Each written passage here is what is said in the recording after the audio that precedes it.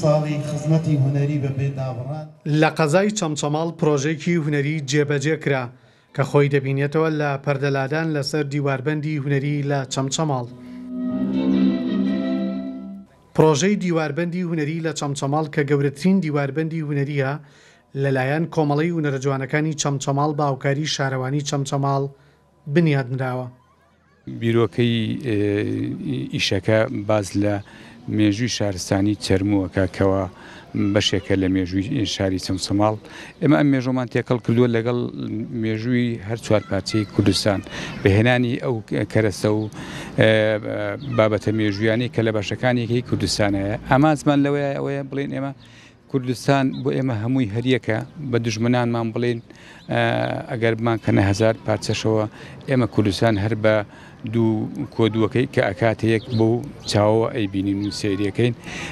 لەو ڕوانگەیەوە هەستکردن بۆ بەرپرسیارەتی ئێمە هەڵساوین ئەم ئیشەمان بەرهەم هێناوە بۆی نەوەکانی ئێستا و ئایندەش تێبگەن کەوە شار و مێژووی کوردستان بە کەس ناشێوێنرێت.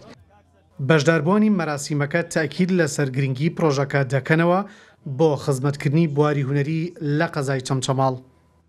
بوونی تابلۆ یان بوونی دیواربەند یان بوونی پەیکەر یان هەر شتێکی تر کارێکی هونەری بۆ خۆی نیشانی شارستانیەتە، بۆ خۆی کە کۆمەڵێک جوانی ئەبەخشێ، شار بە ڕنگ جوانە بێ، شار بە پەیکەر و بە دیواربەند و شار بە ڕازاندنەوەی جوان و بە گوڵ و گوڵزار و بە مۆسیقا جوانە بێ، شار بە هەر شێوازێک بتش شارستانێتی خۆت دەربخەی بەم کارە هونەریانە. چەمچەماڵ یەکێکە لەو خاڵانەی کە ناکرێ لە مێژووی کورد و لە مێژووی جیهانە پەراوێز بخرێ. بۆ نمونا دۆزینەوەی یەکەم گوڵەگەنم و یەکەم سەودای نان و ئاو ئاوەدانی لە چەمچەماڵەوە دەستی پێ کردووە.